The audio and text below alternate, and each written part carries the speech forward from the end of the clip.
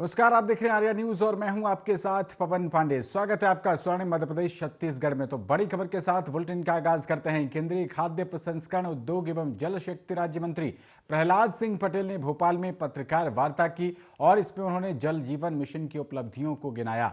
उन्होंने कहा कि देश में अगस्त 2019 से जल जीवन मिशन का कार्य प्रारंभ हुआ और उनके साथ इस कार्यक्रम में मुख्यमंत्री शिवराज सिंह चौहान ने भी शिरकत की और तमाम उपलब्धियों को लेकर उन्होंने रेखांकित किया।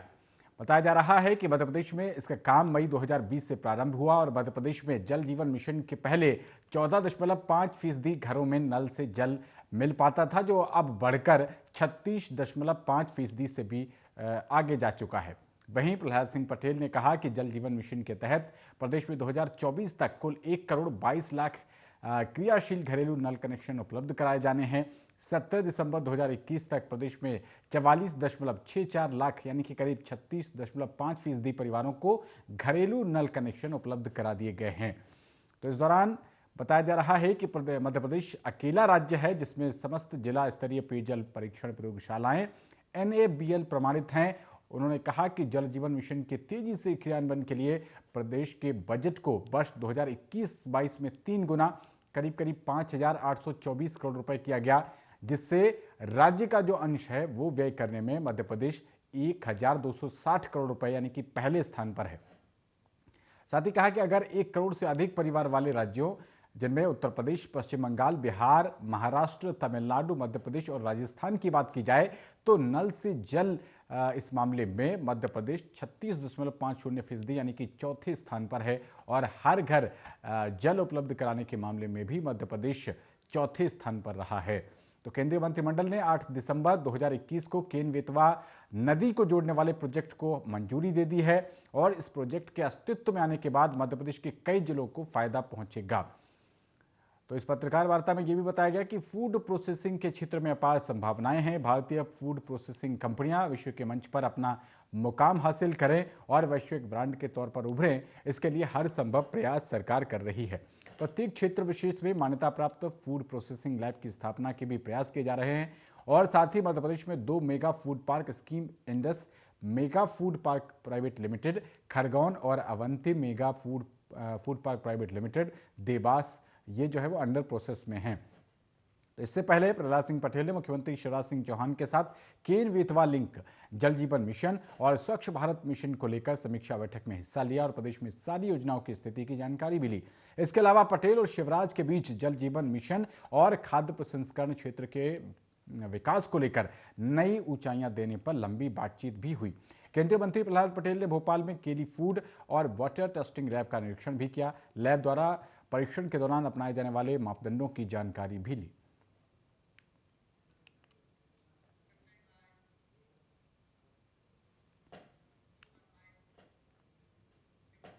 तो वहीं मध्य प्रदेश पुलिस स्थापना दिवस पर राजधानी भोपाल के मोतीलाल नेहरू पुलिस स्टेडियम में एक कार्यक्रम आयोजित किया गया और मोतीलाल नेहरू स्टेडियम में मध्य प्रदेश पुलिस स्थापना दिवस के कार्यक्रम में मध्य प्रदेश के गृह मंत्री नरोत्तम मिश्रा ने कहा कि कोरोना काल में पुलिसकर्मियों के समर्पण और सेवा भाव से किए गए कार्यों ने लोगों के प्रति पुलिस का नजरिया बदल दिया।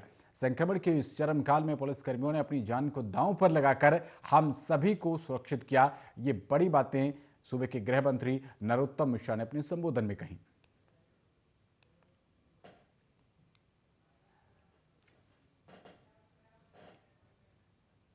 सारा का सारा प्रदेश की 7.5 करोड़ आबादी 7 करोड़ आबादी टीवी पर कोरोना के भय से ग्रसित थी। अज्ञात आशंकाओं के अंदर जब पहली कोरोना की लहर थी, उस समय न कोई ट्रक चलता था, न बस चलती थी, न ट्रेन चलता था, न प्लेन चलता था। लोग घरों के अंदर थे, लेकिन हमारे पुलिस का जवान चौराहे पर खड़ा था। लोग उसके बारे में कहते थे कि ये चौराहे पर खड़ा है तो पता नहीं बलूसूली को तो नहीं खड़ा। मैं यहां दोहराना चाहता हूं कि उस समय कोई चक्का नहीं घूम रहा था।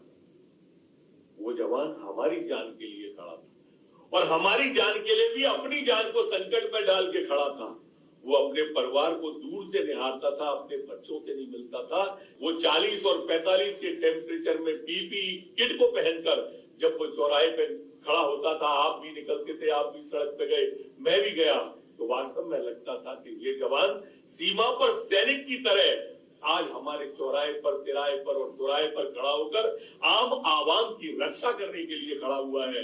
ये आम आदमी की सुरक्षा के लिए खड़ा हुआ है और इसलिए वो काम जो किया जवान ने, लोगों की राय बदल गई। तो भाई इंदौर में अब ओमिक्रॉन का डर सताने लगा है। शहर में कोरोना संक्रमित मरीजों की संख्या तो बढ़ रही है, लेकिन चिंता यह है कि विदेश से लौटे कुछ लोग भी पॉजिटिव आए हैं। इनके सैंपल जीनोम सीक्वेंसिंग के लिए भेजे गए हैं और इसके चलते चिंता सता रही है। जानकारी के मुताबिक यूके से लौटी एक युवती की रिपोर्ट पॉजिटिव आई है। साथ ही यूएस और यूएई से लौटे 2 युवकों की रिपोर्ट भी पॉजिटिव आई है। इसके पहले विदेश से लौटे 2 अन्य लोग भी पॉजिटिव आ चुके हैं और इस तरह कुल 5 लोग अब तक पॉजिटिव पाए गए हैं जो विदेश से लौटे हैं। इन सभी के सैंपल जीनोम सीक्वेंसिंग के लिए भेजे गए हैं। चूंकि विदेश से आने वाले लोगों में ओमिक्रॉन का खतरा अधिक है, इस कारण इंदौर में चिंता बढ़ी हुई है। स्वास्थ्य विभाग के मुताबिक यूके से जो युवती लौटी है उसकी उम्र 23 वर्ष है और पलासिया में रहती है। वो 14 दिसंबर को लौटी थी और इसी तरह यूएस से लौटने वाला युवक रेडियो कॉलोनी में रहता है। यूएई से लौटा युवक रानीबाग का निवासी है और इन 3 के अलावा 8 और 16 वर्ष के बच्चे नाइजीरिया से लौटे थे जिनकी रिपोर्ट पॉजिटिव आई है। बच्चों के सैंपल दिल्ली भेजे जा चुके हैं। इधर शहर में बीते 24 घंटे में 10 नए पॉजिटिव मरीज मिले हैं। नए मरीजों में 3 एमआईजी के, 2 जूनी इंदौर और विजयनगर के और लसूड़िया, राजेंद्र नगर, पलासिया के एक मरीज शामिल हैं। वहीं केरल से लौटे पति पत्नी की रिपोर्ट भी पॉजिटिव आई है जिनको अस्पताल में भर्ती करवाया गया है। इंदौर में फिलहाल 76 एक्टिव मरीज बताए जा रहे हैं।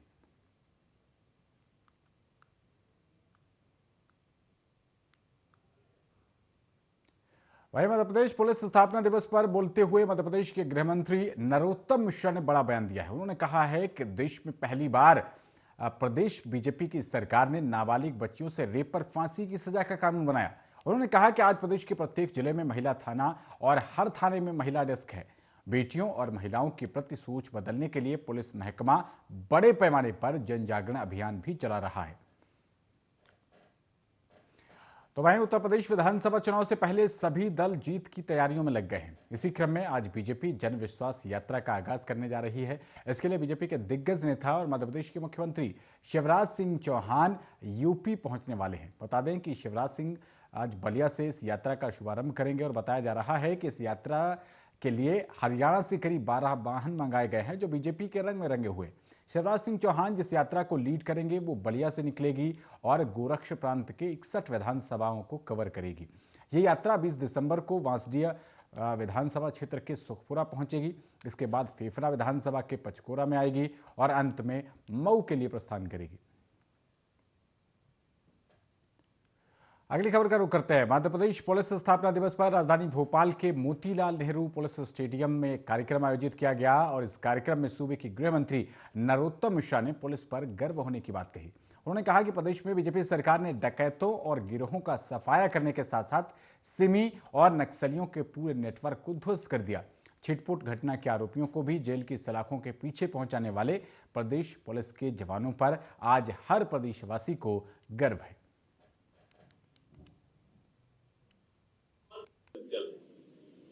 और वहां पर हन्नी का गिरोह, हजरत का गिरोह, दयाराम का गिरोह, रामबाबू का गिरोह, जगजीवन का गिरोह, निर्भय का गिरोह उस समय सब संचालित थे, सब अपनी गतिविधियों में एक्टिव थे। आज की तारीख में मध्य प्रदेश के अंदर, संपूर्ण के अंदर कोई भी चिन्हित डाकू का गैंग फंक्शन में नहीं है, मूवमेंट में नहीं है। ये बड़ी सफलता है। हम भोपाल और भोपाल से ऊपर चले जाएं तो सिमी का नेटवर्क ऐसा था कि झरनिया के जंगलों में कुएं के अंदर पूरा का पूरा कुआं पानी से नहीं हथियारों से भरा हुआ मिलता था। आज सिमी का नेटवर्क ध्वस्त है। आज नक्सलाइट गतिविधियां ध्वस्त है।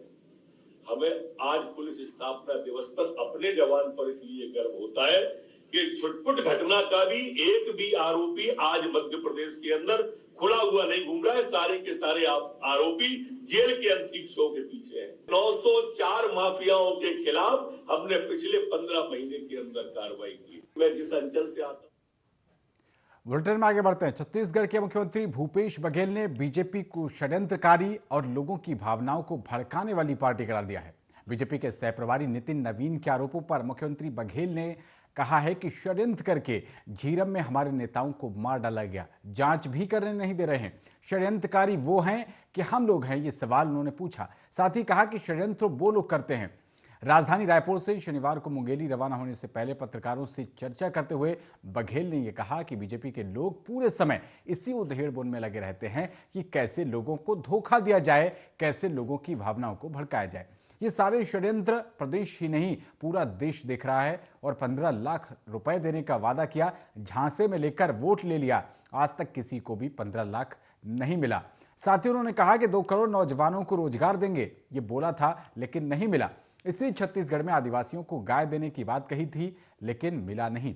षड्यंत्र करने का काम उनका है। बता दें कि प्रदेश के दौरे पर आए बीजेपी के सह प्रभारी नवीन ने एक दिन पहले कांग्रेस को षड्यंत्रकारी पार्टी बताया था। तो मुख्यमंत्री भूपेश बघेल ने पूर्व मुख्यमंत्री डॉक्टर रमन सिंह पर भी हमला बोला। पहले उन्हें भिलाई निगम चुनाव में घुसने नहीं दिया जा रहा था, इसलिए रोज विरगांव जाते थे। और साथ ही कहा कि अब उन्हें दिख रहा है कि विरगांव में बीजेपी के लिए कुछ नहीं है। सरोज पांडे और प्रेम प्रकाश ने थोड़ा रास्ता दिया तो भिलाई जा रहे हैं, लेकिन लोग जा चुके हैं और वो केवल ठगने का काम कर रहे हैं। इसके साथ ही बड़ा आरोप लगाते हुए भूपेश बघेल ने कहा कि डॉक्टर रमन सिंह पहले ही जनता का भरोसा खो चुके हैं।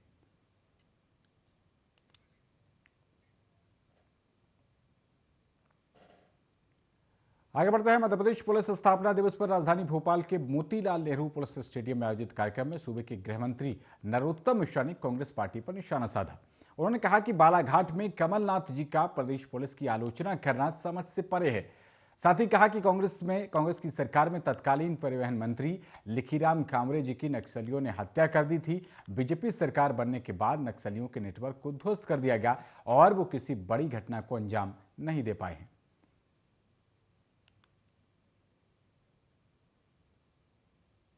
आलोचना किस बात की थी? कल नेता प्रतिपक्ष बालाघाट में थे और वो हमारी पुलिस की आलोचना कर रहे थे पुलिस स्थापना दिवस के एक दिवस पूर्व संध्या पर, और खासकर नक्सलाइट की जिक्र कर रहे थे। नक्सलाइट में भी वो लिखीराम जी कांवरे उस समय के तत्कालीन परिवहन मंत्री जो थे, उनकी स्मृति में जो कार्यक्रम था उसमें गए। मैं समझ नहीं पाया कि आलोचना किस बात की थी, और वो भी उस कार्यक्रम में जो उनकी सरकार कांग्रेस की थी। उस समय उनके परिवहन मंत्री को घर में घुस के नक्सलाइटों ने मारा।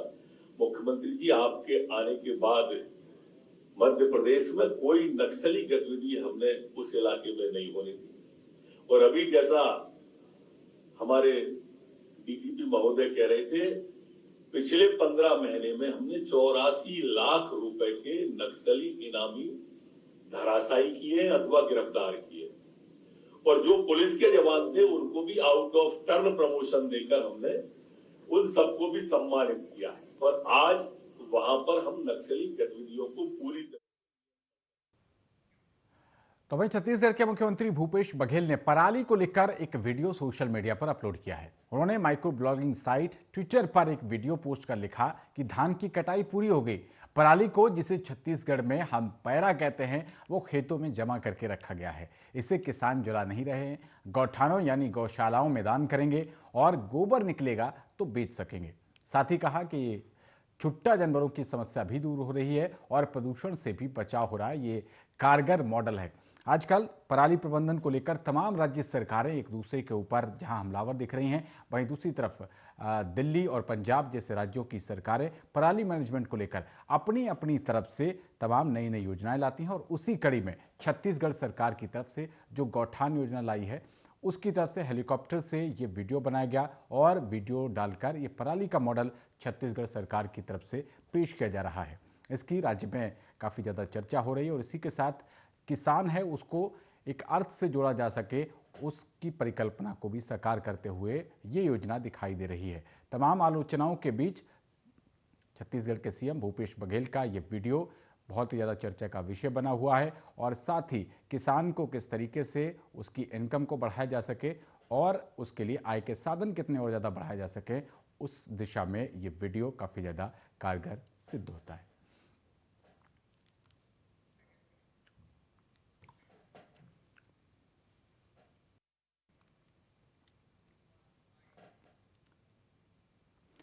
तो मुख्यमंत्री भूपेश बघेल न्यू राजेंद्र नगर में आयोजित गुरु घासीदास जयंती कार्यक्रम में शामिल हुए।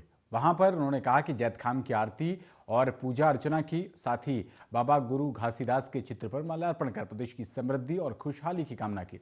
इस कार्यक्रम में मुख्यमंत्री भूपेश बघेल ने न्यू राजेंद्र नगर स्थित गुरु घासीदास साहित्य और संस्कृति अकादमी की लाइब्रेरी और कंप्यूटर खरीदी के लिए 50 लाख रुपए की घोषणा भी की है। उन्होंने कहा कि गुरु घासीदास बाबा जी की जयंती पर अगले 15 दिन तक प्रदेश के गांव-गांव में आयोजन होगा।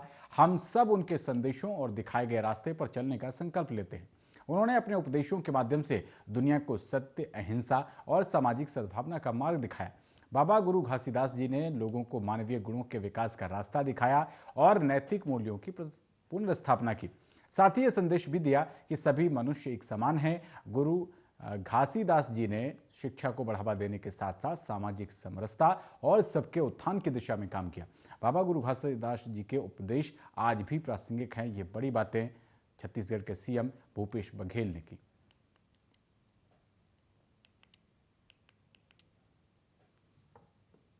और लालपुर और मोतिमपुर में 2 बड़े कार्यक्रम वहाँ सम्मिलित होने जा रहा हूँ।